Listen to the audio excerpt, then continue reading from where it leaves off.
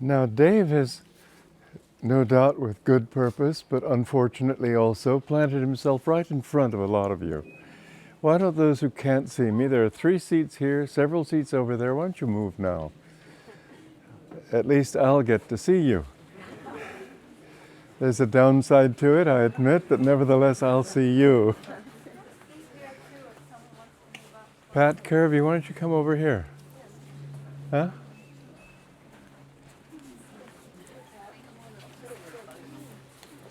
Pat, give me your hand. This is Pat Kirby, who is an old friend of mine through email.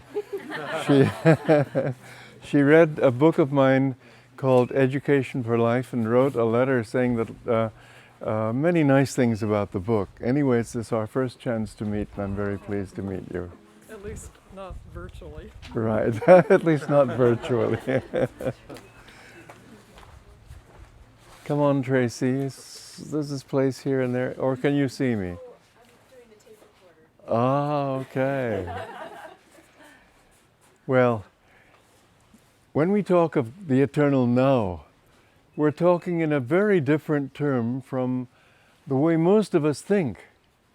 There was a story of a group of 4 Italian ladies who were talking about their sons, boasting as usual. I don't say usual for Italians, usual for mothers. And one woman said, well, my son is a priest and everybody addresses him as father.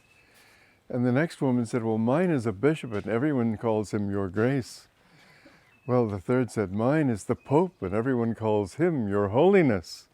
Well, the fourth was out of it altogether and she was thinking, what can I say? Well, my son is very big, 6'4", 6'6", huge, very heavy. Everybody, when he looks at him, he says, oh my God.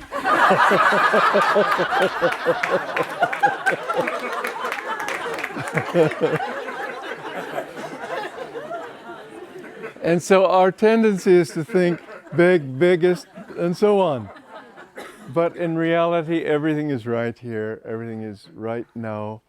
And we must understand life in a very different way if we are to gain not just abstract philosophical lessons from it, which is always interesting, but nonetheless not always useful when you've got to make sure you don't cook the souffle too so long that it falls, and don't harden your scrambled eggs too much and so on. You want to think right here, right now. Nonetheless, the truth is that that eternal now is also here. And the more we can draw on that eternal presence, the more we find that everything we do can be done well. You'll find that the more that you can attune yourself to divine inspiration, the more, wherever you are, you don't think in terms of, oh, when will I find God? Or someday. I've met many people in India who say, well, someday I'll retire, then I'll spend my time meditating. What a waste of a life. I met somebody in Vancouver who was a very rich man, and he said, well, my life begins when I come home from my work. I can close the door on my meditation room and I can pray to God. And I thought, why waste all those hours till you get home? Can't you pray to God where you are? Isn't God always with you? Can't you be in a state of devotion even while working and making all those millions? What do they mean otherwise? Whether you have millions, whether you have nothing, doesn't really mean anything. It's all God's anyway. You're just taking from God here and putting him here. It doesn't make any difference. But the fact is that if you can think of God all the time, that is a kind of meditation. Yes, we need to meditate too, because otherwise it's only affirmation and you pretty soon forget him altogether. So we need time for God in silence, in prayer. But we should take that outwardly. And God gives us this illusion that all is linear. Everything goes from here to here to here. Somebody told me a very interesting story. There was a book I discovered in India. It's called the Book of Brigu. It's not a book the way you and I think of books, that you go to the library and you see a bound volume. It's really a manuscript containing, it takes rooms to house it. but it contains prophecies about the lives of many people in the future. And I went to this thing, and it was fascinating because it told me things about myself I didn't even know. It said, for example, he has 2 brothers, but a living sister isn't possible for him. It's not in his karma, although one will die in his mother's womb. Well, I'd never heard of my mother having a miscarriage, so when I went home, I asked her, and she said yes, she'd had one. Fascinating. It said that in 2 months, within 2 months, he will leave for his country, America. And in fact, it turned out that I had to go back to America within 2 months. It said that after he gets back, he will be welcomed and given a high position. Well, there was no position in the organization that I was in that I could have that was higher than what I had. But when I got to Japan, the vice president died, and so they made me the vice president. And I always say, Riley, not always, sometimes, Riley, I was the token male on that board of directors. The rest were all women. Anyway, they needed the token male, and I was it. And how could he know? This was something supposed to have been written not just a few years ago, thousands of years ago. Well, here's the fascinating story. Somebody told me that he went to India. He was an Indian but living in Los Angeles and went back for a vacation. He went to this Bhrigu Samhita, and in the reading it said, while this is being read, there will be a thunderclap. And he said the sky was completely blue, well, not a cloud. But just as that was read, there was a loud thunderclap. Now, what does that mean? Does that mean that Bhrigu, back in time, linearly, from us, thousands of years ago, made it happen now? I don't know. I don't know the answer. But I do know that all saints have declared that God is here and now, that there's really no time in God. Everything goes in a circle. It's like a pendulum which swings forward and backward. Everything in the universe is dual. God was one. And when he created the universe, he had to do it by producing the illusion of duality. One of the exciting, when I write books, yes, I do it to help other people, I hope, but the person I'm really helping is me. And it's so exciting for me to come upon some way of understanding something that I'd never thought of before. To me, it's really an adventure. And I thought, how can duality, how can vibration, which scientists also say everything is in a state of vibration, but how can vibration produce the illusion of everything we see? I mean, this chair that you're sitting on, which I hope doesn't get too hard, but nonetheless it feels hard compared to your body can't sink through it. Why? It's really it's only vibration of energy. That's what science says. Yogis long ago said that. And they said that energy is a vibration of thoughts, and that thoughts are a vibration of still consciousness, the unmoving consciousness of God.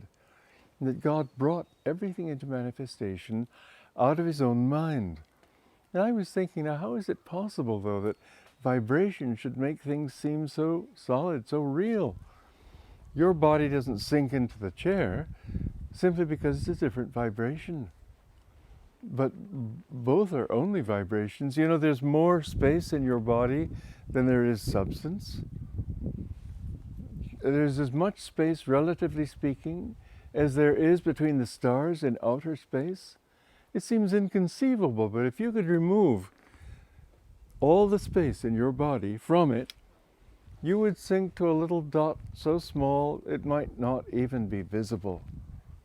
It would have the same weight, but it would be so small because there's so little substance there. And then even that substance is insubstantial, because it too is energy in a rate of vibration that seems solid. And I was thinking, now, how is it possible that, how can I get this point across to people? Well, it isn't a literal thing, but it gives you some idea that if you have the tines of a tuning fork, for example, moving fast enough, they look solid, don't they? You have a propeller. and it's going fast enough, and it looks quite like a solid disk. That's not a very scientific explanation, but it'll do, because it gives you the understanding how movement, or even an illusion of movement, can give an illusion of reality, of substance. Nothing really is substantial. That's how Jesus was able to create wine out of water, how he was able to walk on water. He just changed the vibrations. It's all mind anyway.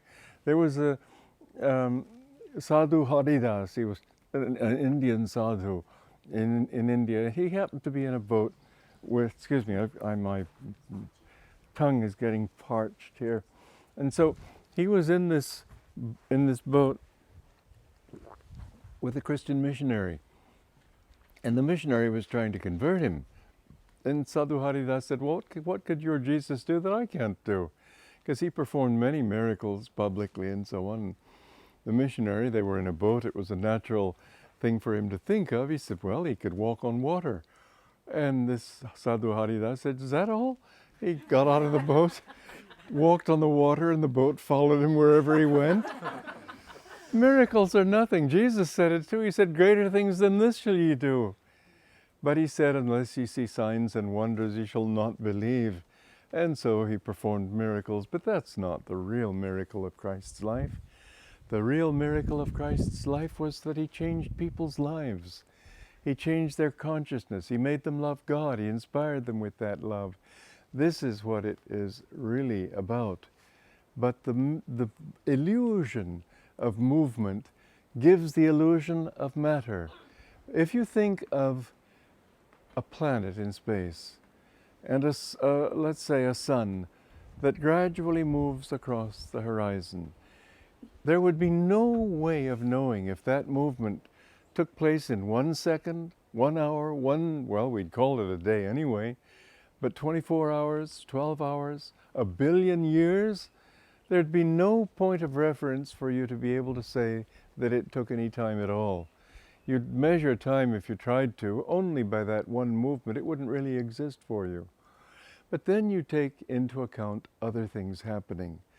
Waves of grass moving, moths and bees and flies, your own breathing, your own heartbeat, and the composite of all these different movements, some of them slow, some of them fast, how time varies for each one of us mentally anyway.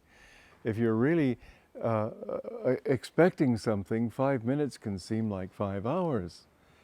Or, contrary-wise, 5 hours can seem like 5 minutes if you're really involved in something. I remember I was writing a play once in college, and I was so absorbed in it that I hardly knew that time had passed. And I started in the morning and I looked up and it was evening. I couldn't believe my eyes. And not only that, I felt such an exultant joy, because you know, when you really concentrate, this great inner happiness comes. And I remember the snow began falling that evening. I went out and ran in the snow singing, and in those days I used to sing in the streets and paid no attention to anybody. And it was 9 hours passed, and yet it seemed like 9 minutes or less. No time passed. Time is an illusion. There's really no yesterday, today, and tomorrow. That's how saints, many saints, have made this statement in all religions. It's not just one particular saint makes this declaration. It's just the experience of every soul. It goes beyond time and space into the timeless now. But that now is not then. People think, when will I have God, like the reading that Christy just read to us? When will I do this? When will that happen? I was saying this yesterday, and it's something to think about, really. It first dawned on me really strongly when I was reading and editing Yogananda's the quatrains of Omar Khayyam. He wrote an explanation for them, and I edited them because he didn't want to bother with the fine points of editing. And as a writer who edits his own work, I can tell you that really editing is, you can compare it to plumbing. It's just putting the pipes together in such a way that the words flow right. the thoughts flow right, but the real inspiration was there already. It was just a matter, and this is why he didn't want to bother with that kind of thinking. It's a lower level of thinking necessary to get your points across to the public, but for a master, just not worth it. So when you think, why did he need editing? Why couldn't he just do it all himself? That's why. He wouldn't. He could.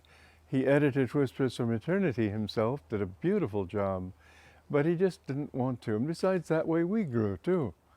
So anyway, I was working on this, and I was so struck by how Yogananda tuned in to Omar Khayyam, not to Edward Fitzgerald who translated it, but to Omar Khayyam's consciousness. I had a very good illustration of it too, a proof of it.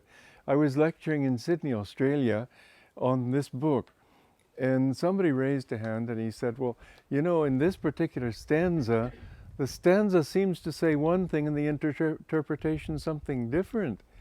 And I said, you know, that thought did come to me sometimes, but as I got into it more deeply, I saw that it wasn't. Yogananda really did tune in. But then a woman raised her hand. This was the interesting part. She said, I'm from Iran and my language is Persian. I can read ancient Persian. And so she said, I can say that from the original Persian, his explanation is exact. Edward Fitzgerald missed the point, Yogananda didn't. You see, he tuned in. This is how he wrote the explanations, interpretations of the Bible. He actually prayed to Jesus, am I saying what you want? And he had a vision of Jesus and he saw the Holy Grail come from the lips of Jesus to Yogananda's lips. And Jesus said, the cup from which I drink, thou dost drink. But he tuned in. Those masters are living now. Jesus is just as much alive today as he was 2,000 years ago. Like that beautiful story of Saint Teresa of Avila, who in her old age was crossing a stream she wanted to found a new monastery, and the stream was in flood, and the horse she was on missed its footing and fell into the water, and here she was, an old woman, and all her disciples thought she was drowned, but she suddenly found herself on the opposite bank, completely dry, and Jesus was standing in front of her. And he said, don't feel too badly, Teresa, this is how I treat all my friends. And she said, oh my Lord, that is why you have so few.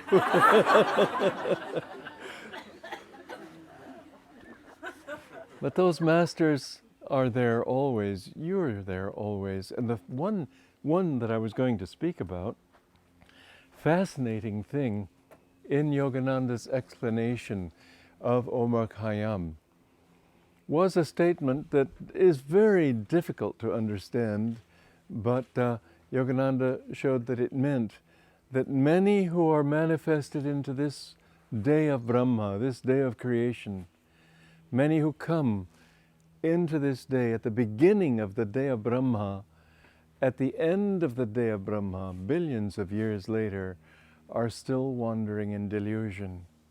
That's a bit scary. To think we've been wandering in delusion for so long, because every life seems so real. You see this beautiful little innocent babe. Innocent? Well, never mind. Who knows what he's done? Yogananda picked up a little baby once that somebody put into his arms, and he nearly dropped it. He said, I could see that this was the soul of a murderer in that little form that seemed so innocent. But you're born, as Wordsworth put it, trailing clouds of glory. But it's not only glory, unfortunately. It's everything you've done that makes you so different, that here we are, so many people in this world, 2 eyes, a nose, a mouth. What can you do with that? And yet the variety is just incredible. Everybody in some way looks different. And if you can't see difference, look closely into the eyes and you'll see there's individuality in everyone. God has expressed himself uniquely in each person. And God has a unique song to sing through each person. And however long it takes you, when you wake up, you'll think it was yesterday. It'll be as if it was nothing. But when you wake up, you'll see that I've always been with you. As St. Augustine said, thou hast made us for thyself, and our hearts are restless until they find their rest in thee. We have come from that, and sooner or later we have to return to that. But it's so easy for the mind to get caught up in things. I mean, there's so much fascination in this world. It takes 5 to 8 million lifetimes, according to the Indian scriptures, to reach the human level. And even from that level, you can fall back if you live badly enough. But on the whole, normally, you'll keep going. But think, once you become a human being, you have the intelligence to become fascinated in so many things, and so people do. Stamp collecting and, I mean, all the things people can get involved in. I was once playing chess with one of my brother monks, and Yogananda wanted to call the monk, and they said, he said, where is he? And the man said, he's playing chess with Walter. And Yogananda said, oh, what a waste of time. Well, you know, you have to waste time sometime, but the fact is we're on a treadmill, and we keep moving, we think we're working hard, and you're not going anywhere. What are you doing? The pendulum's going left, and then it's going right. And you watch a football game, and you think, oh, hooray, the Orioles won, hooray, and tomorrow the Orioles lose, oh, too bad. And it goes on and on and on. Hope you didn't dislike what I said. I mean,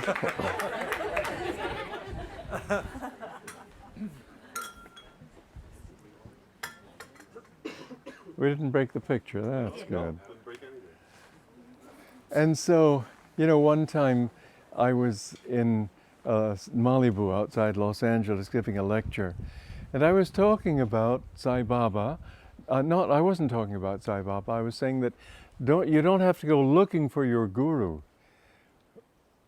Wherever you are, if you're sincere, your guru will appear.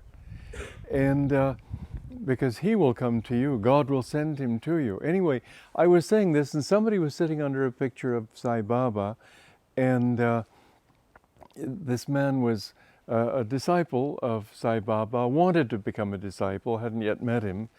And just as I said, you don't have to go to India to find him, he'll come to you right here. That picture fell off the wall and landed face up in his lap.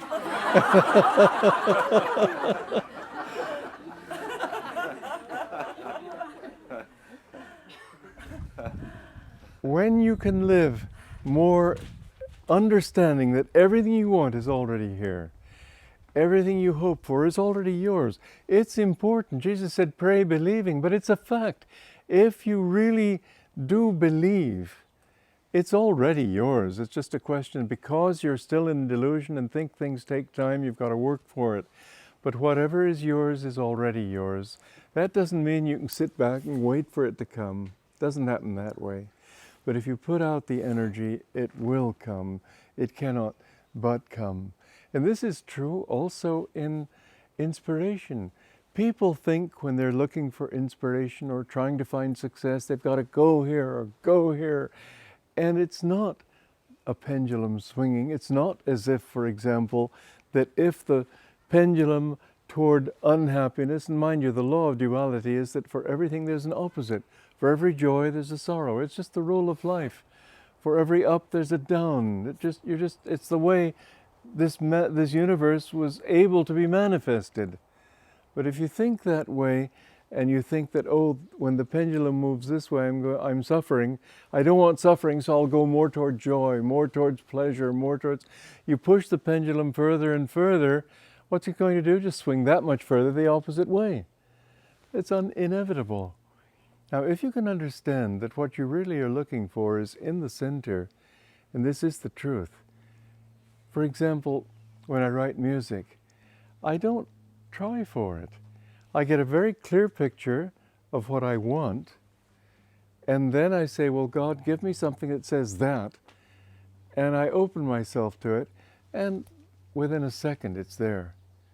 We'll be singing you a song later called Cloisters. And it was like that. It was a series of pieces of music that I wrote on the basis of the Amalfi Coast in Italy, and there was a monastery there which was now a tourist attraction. So I wanted to write something that was like a monastery, but nonetheless it isn't still a monastery.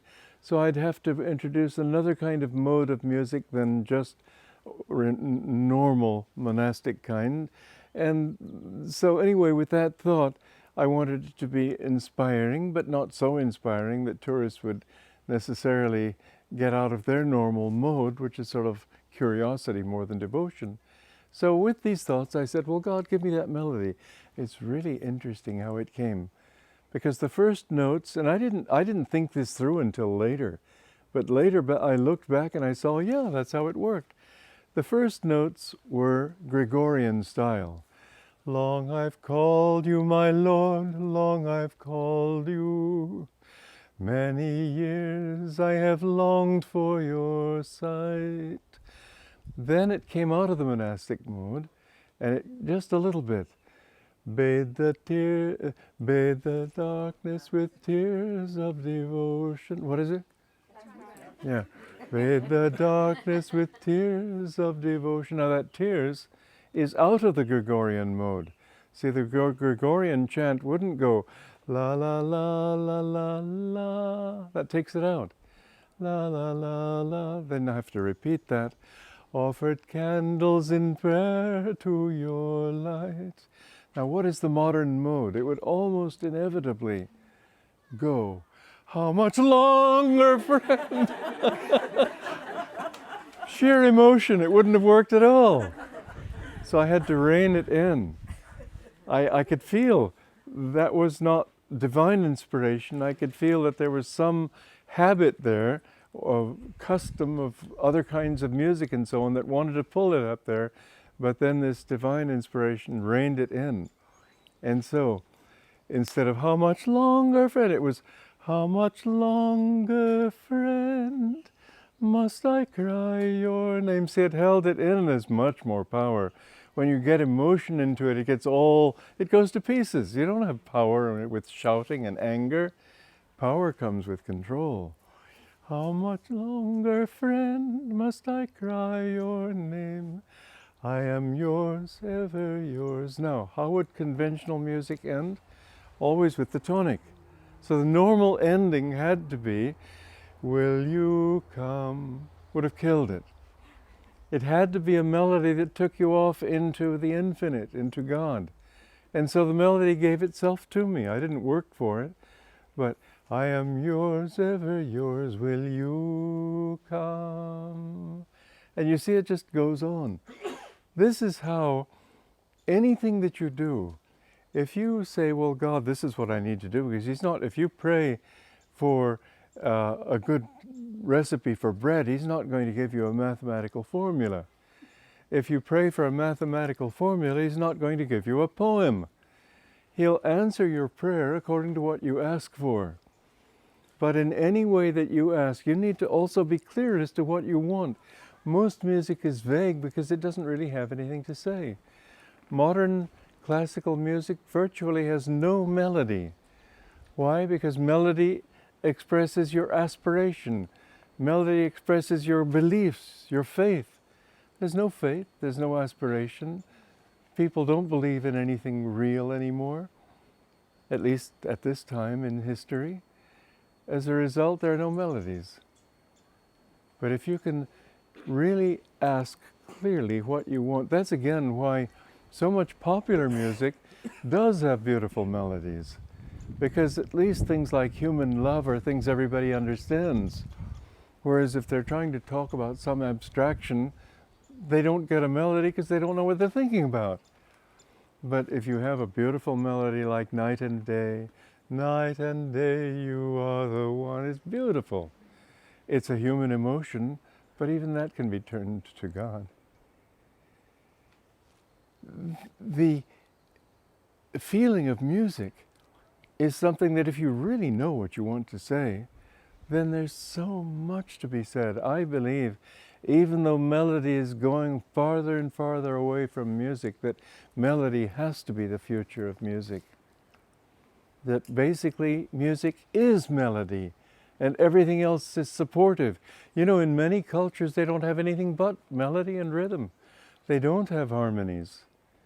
I know that according to historians, we in the West created harmony. I find that impossible to believe, personally. I think harmony is too much a part of our nature for it to be something only we discovered. And in fact, if you listen to the tribes of Africa singing, they have a wonderful sense of harmony as they're walking through the forest and whatever. It's something that has to be a part of it. But melody is the most important part of all. And if you listen to Indian music, for example, it's all melody. Amashadna mitilo ashana purilo shokuli pura jama. It's my hopes haven't been fulfilled. Everything in life seems worthless to me. How everything is going away because, Mother, I don't have you. A prayer to God. Beautiful. And the melody says it. But melody says what's in the heart. And if you know what's in your heart, and if you know what you want, that melody will come to you. And it's the same thing with everything. Cooking. I know Yogananda was a great cook. In fact, I remember some jealous Swami from India who really he was always jealous of Yogananda. And once he said, "Oh yes, I know Yogananda. He's a very good cook." Well, in fact, he was a good cook. But you know, he said he cooked with his mind up here. And even for cooking, he would ask God and he would feel the taste here. And he would know just what to put in. How much seasoning, how much water, how much everything. Well, in anything that you do, whether it be business, don't think that money is materialistic. Money used for a good purpose, earned for a good purpose, money shared with others, money given to God, this is a good thing. Money earned honorably just to keep your family in comfort is right. To think of money and only money becomes greed. Greed, however, can be in anything that you're doing. If you want too much, that's greed. Moderation in everything, fine.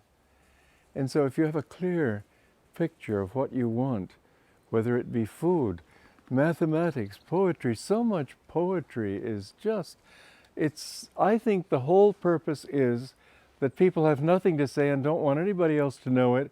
And so they try to be so vague that nobody knows what they're saying. They don't know either. But everybody will say, "Oh, that's deep."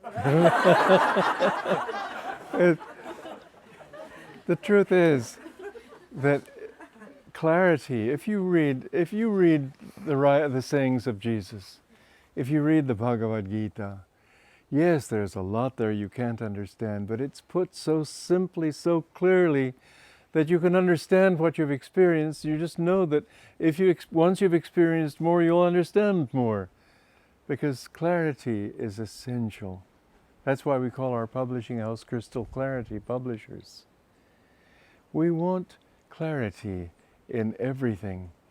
Don't think that by vagueness you can express God. It's something that's very real, very dynamic. I remember down in Big Sur in California once, I met an innkeeper. He was a big bear of a man like this, and we got onto the subject of God. And I was saying that I think I've met many more, but at the time I could count mentally quickly about 6 people. I said, I think I've met who I thought knew God. He put out a hairy paw. He said, "Shake, you just met the 7th.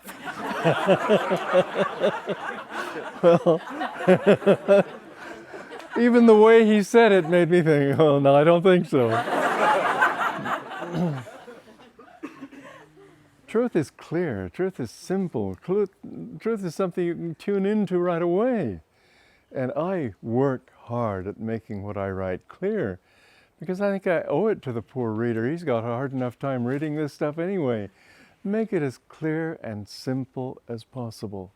But all this comes from understanding that that reality is right here and right now.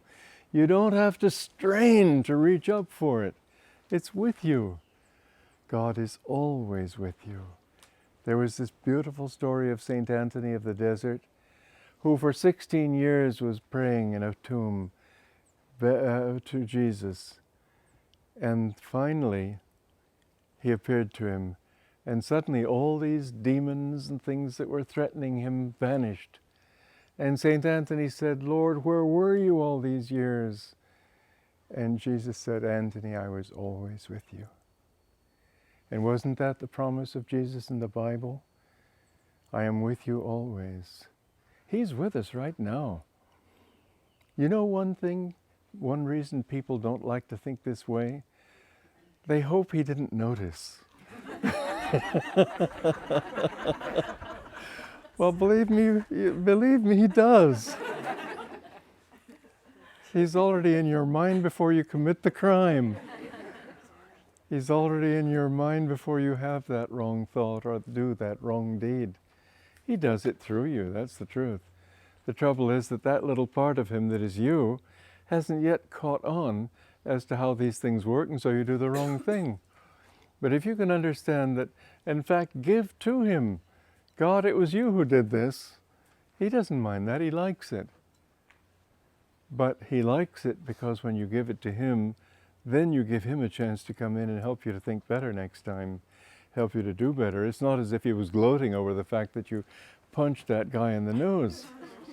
Like a cousin of mine who was a bit of a bully, and my mother said to him, "Why, Eddie, you know, when another boy hits you, you should never hit him back." And he very self-righteously said, "Oh, but Mother, I never hit back. I always hit first."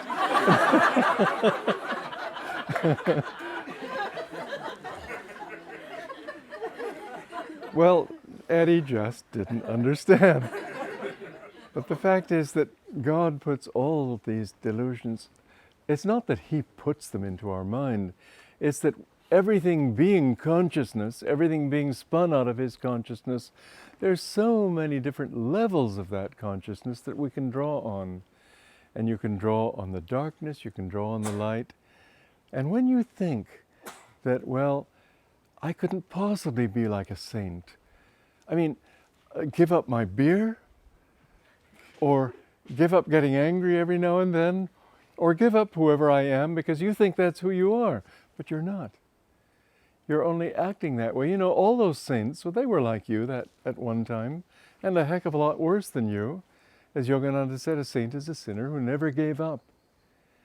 Every saint has been through it all. If they can understand you, it's because they've done it. But they've reached the point where they've understood that that didn't give you what at one time they thought it might give. The sense of revenge, how good it feels. And then you get home and you think, I don't know why I feel so unclean. It's because revenge doesn't feel that good. You just think it does. It's because hurting somebody doesn't feel that good because you've really hurt yourself. And it takes a few lifetimes, and a lot of lifetimes, to reach that point where you understand that certain things hurt you more than anyone else. And for your own sake, you give it up. And it becomes like stale cheese. And the saints look back and they don't look at you and think, oh, what an evil man you are. They think, yeah, I was that stupid once myself. And they want to help you. And so bit by bit, they inspire you to become that. And the funny thing is that all the things that you think of as identical with yourself are not you. And when you find union with God, this is what they all say. All those things just, they don't mean anything to you. You don't have to renounce. They just, so what's it all about? I mean, you have no desire to bark like a dog. When you see a bone on the ground, you don't think of gnawing at it. One time you did. You've lost those tastes. Someday you'll wake up and you won't recognize yourself anymore. you'll be a saint. Jesus did not come on earth to show us how great he was. He came to show us how great we can be. He said it himself. All the masters, they don't come to show us, to make us impressed with anything except our own potential. And so I remember one time there was a man in a group of people, and he was pretty drunk. And he was sort of acting very familiar and putting his arm around Master and talking in a very sort of ebullient way, but not with the kind of respect that we would feel. And this Bengali disciple of Master's said to him in Bengali something slighting about this drunk. And Yogananda just looked at him, just a little for a moment sternly, said, "Don't." He respected this person. It was a child of God. And whoever you are and however you are, in fact, I'll never forget an amusing story of one time there was this fundamentalist who was trying to convert him to his church. And Yogananda was trying to say that all is God and there are many ways to God and so on. And finally, Master said, well, because this guy was interpreting everything literally, so Master said, well, think of the story of the Garden of Eden. Satan talking to Eve, the serpent talking to Eve. How can that be? That's surely an allegory. The man said, in those days, serpents could speak. And I've always loved Master's answer. He took his hat off. He said, I bow to the temple of ignorance I behold before me.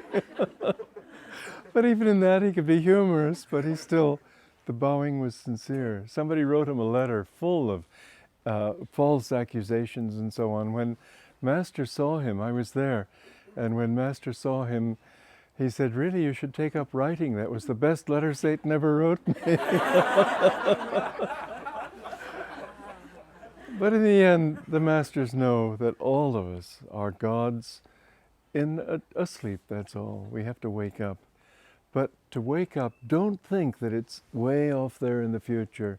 Don't think, well, look at me, God, saint, what a joke. No, it's not a joke.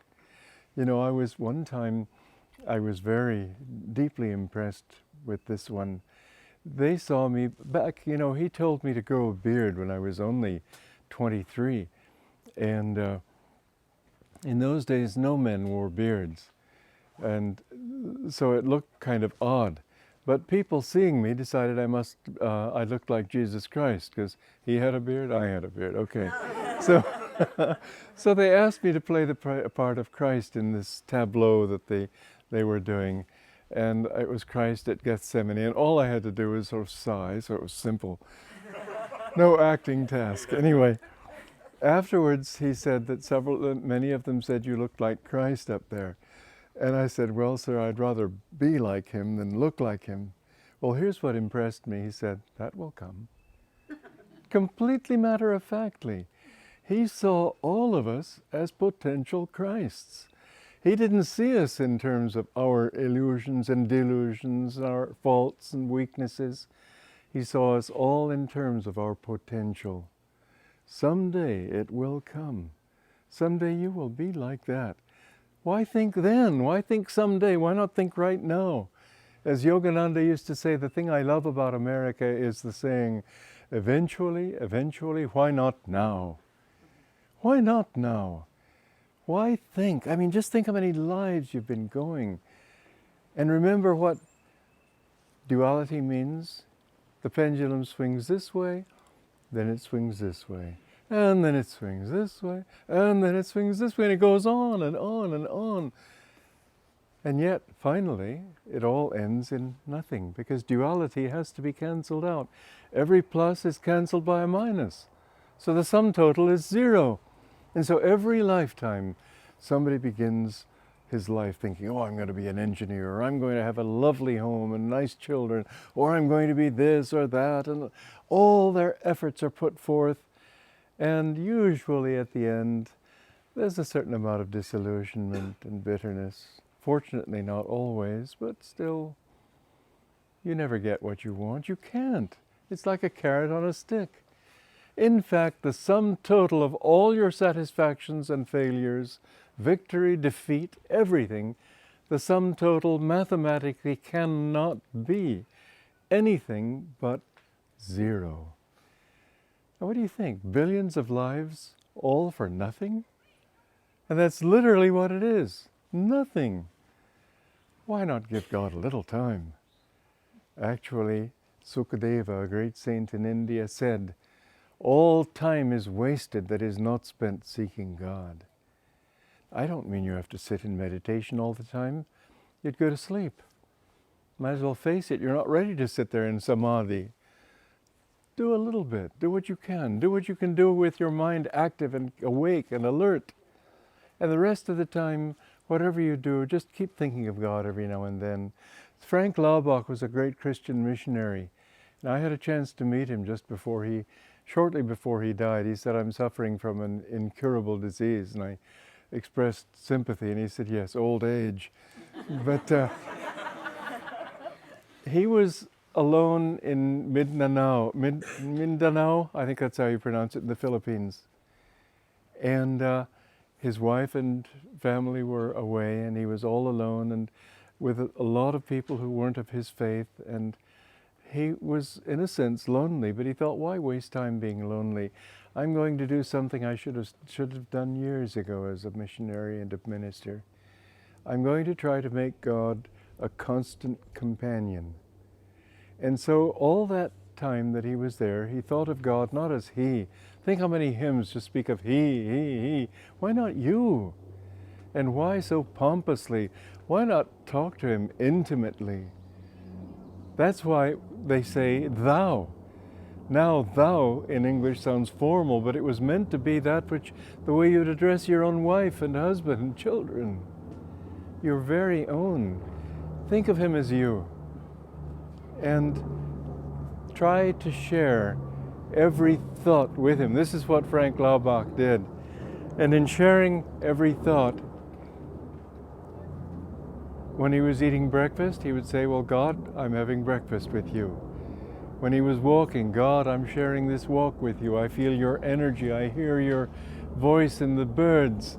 I feel your strength in the wind, and your cleansing purity in the rain. And every thought he had, he made an effort of will to think to God, so that he found that it was difficult to affirm in the morning and then wake up and sort of at the end of the day and realize you haven't done it at all. So he said, okay, 1 hour. I know when I was in charge of the monks at SRF, Master wanted us to keep silence and at the table, but they couldn't do it. So I said, okay, let's try it one meal at a time.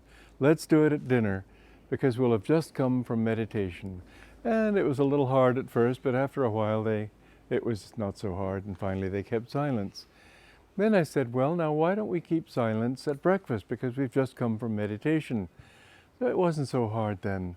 We never had to decide to do it at lunch. Nobody wanted to speak anymore. It was so nice to be silent. So if you try something, put your mind to it. Don't think vaguely, yes, I've got to, like New Year's resolutions, that you have to make the same resolution every year because you didn't keep one for one day in the past year.